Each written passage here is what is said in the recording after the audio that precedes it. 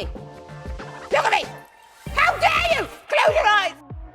More often than not, casting actors for a role can be a long and arduous process. Sometimes, however, writers, deep down, know exactly who they want for a role, even before they begin writing, or a stellar audition will cause a whole new character to be created entirely. Today, we'll be counting down the roles that were written with specific actors in mind. Let's begin.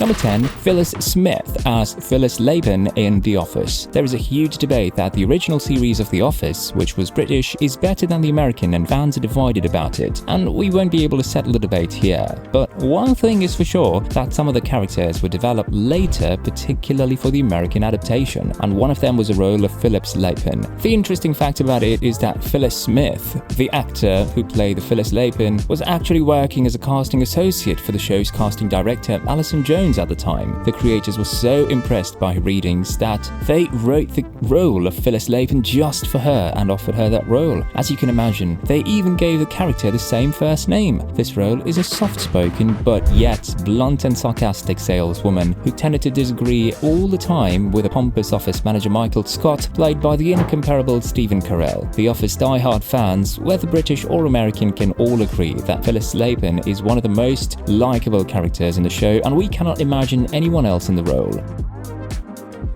Number 9. Aubrey Plaza as April in Parks and Recreation. In recent pop culture, Aubrey Plaza has become a renowned pop cultural figure. Her big eyes and weird and deadpan personality can make anyone uncomfortable, and that's exactly how the character of April was created in Parks and Recreation. Leave me alone! Hands in the air! I'll kill anybody! The part of April in Parks and Recreation would not have existed if it was not for Aubrey Plaza. There was no part for her there when one of the casting directors met her and told Michael Schur, the director, that needed to put her in the show, and Michael met her and agreed, saying, "She came over to my office and made me feel uncomfortable for like an hour, and immediately I wanted to put her on the show." We didn't totally know what we were going to do with her. We just thought that it would be funny if Leslie had a college-aged intern whom she wanted to inspire, and that person could be Aubrey Plaza, and thus one of the weirdest characters in television was created.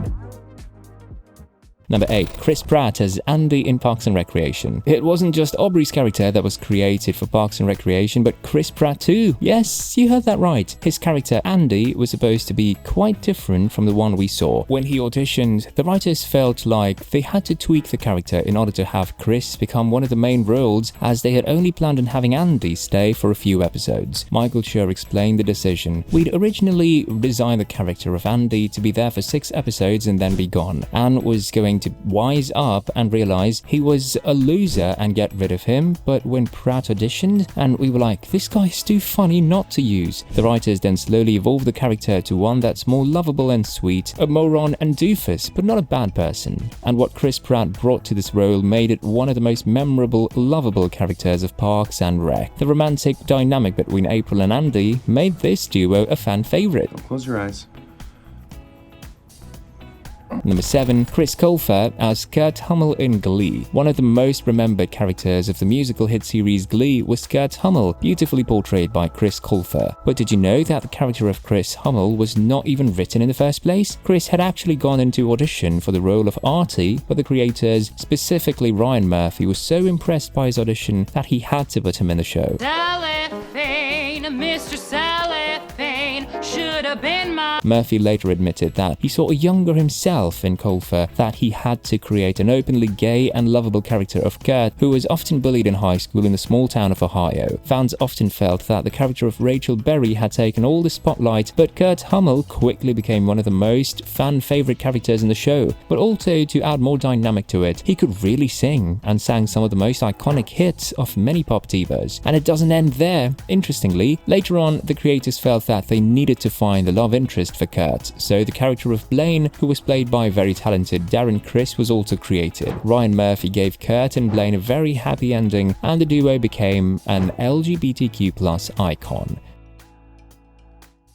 Number 6. Olivia Coleman as Godmother in Fleabag. Olivia Coleman has become a household name now globally after she won an Oscar for her character portrayal of troubled Queen Anne in the movie The Favourite. However, she was already a renowned personality in the British film and theatre fraternity, but those who are fans of the hit British dark comedy series know her as the despicable Godmother in Fleabag. The writer and actress Phoebe Waller-Bridge revealed in her interviews that she wrote Coleman's role in Fleabag only because Coleman had once told her that she would like to work with Phoebe and would do any part in whatever she writes. Phoebe literally took Coleman on her word and wrote the character. Coleman said that it was a delicious role as she always is offered funny, warm and emotional roles. She really enjoyed playing the sociopathic and villainous role of Godmother and made it such an interesting character that fans just love to hate her.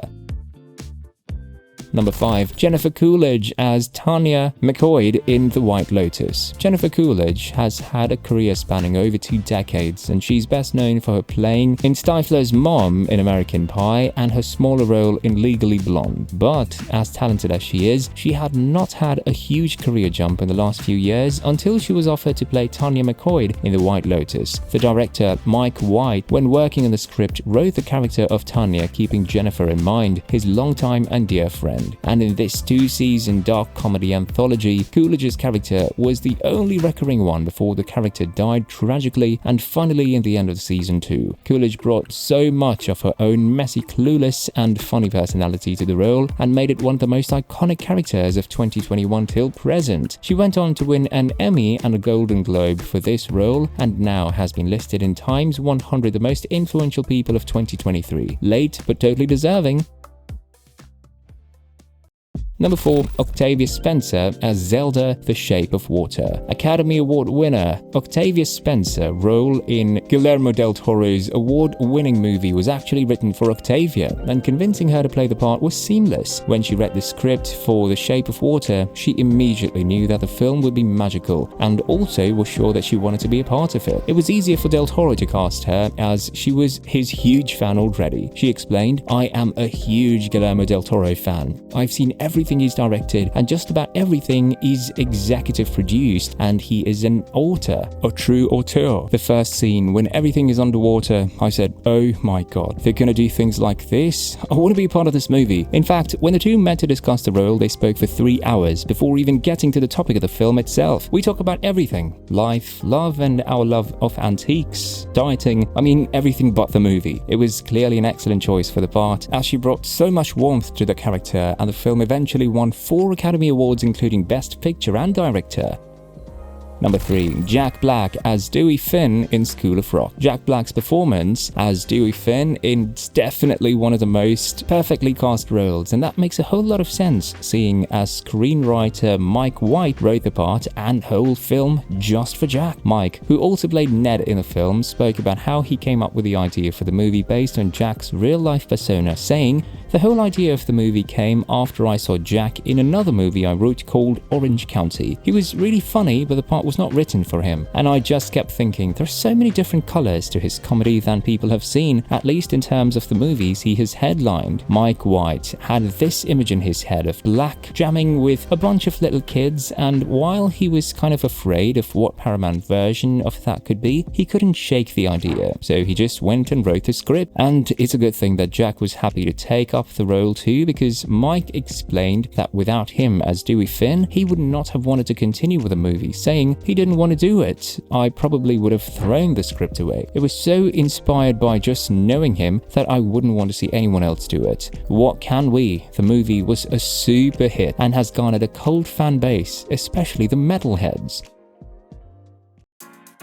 Number 2. Ralph Fiennes as Monsieur Gustavo for the Grand Budapest Hotel. Not only is the movie centered around the life of eccentric, meticulous concierge Monsieur Gustavo, but it's actually also inspired by the character and then written around Gustavo. Wes Anderson, on creating the movie, said, "The first idea for the movie had nothing to do with the setting. It had to do with this one character played by Ralph Fiennes." Fiennes, who is famous for playing the scary and despicable character of Voldemort in the Harry Potter films was constantly on the director's mind when writing the script. Anderson later explained that one of his friends was the true inspiration for the character, but he quickly knew exactly who should play the lead. He said, "My friend Hugo and I made the script together, and our friend was the model for this character, and immediately as we started writing it, I began to think, I wanted to work with Fiennes for some years, and I started thinking, I would love to write this for Ralph. In the end, I really don't know who else could play this, nor would I want to see anyone else play it." And Anderson was right all along.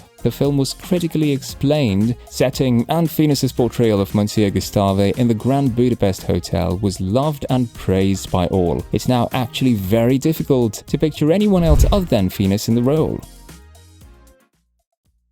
Number 1. Robin Williams as Genie in Aladdin. Nice to have you on the show. Can we call you Al? Or maybe just Din? Or how about Laddie? And talking about icons, Robin Williams' performance as the genie in the animation movie Aladdin in 1992 is legendary, and especially the millennials who grew up watching it can feel the impact of Williams' performance as the genie. Come on, kid. See? Gotta get the snake, see? The nostalgia revisiting one feels when watching this is just immeasurable. And not only did they write the script with Robin in mind, but they also completely expected him to take it in any direction he wanted. Known for his improvisation and comedy chops, Robin Williams completely took the reins of this character and improvised and ad-libbed to give us one of the most iconic and lovable characters of all time. The co-director Ron Clements explained, "John Musker and I wrote the original script with a specific idea that Robin would voice the genie and that he would be a visual as well as a vocal shapeshifter. Robin would be encouraged to improvise his heart's content." Ron recalled, "The first day of recording the genie's intro, which perfectly illustrated just how much Robin played around with the part. The original scene was meant to be just about 3 minutes long, but for each take, Robin would add and embellish. Very splendid, wonderful, magnificent, glorious.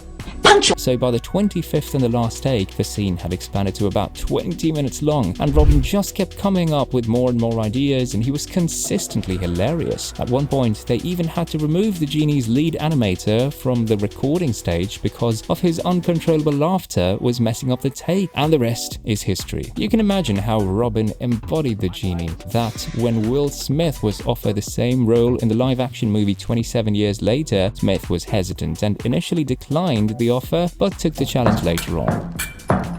Do you agree with our list? Who did we miss? Let us know in the comments below. And if you like this video, do check out our other video of celebrities getting into fist fights. Don't forget to like, subscribe, and hit the bell notification icon for new videos to drop. Thank you for watching. Until next time, bye.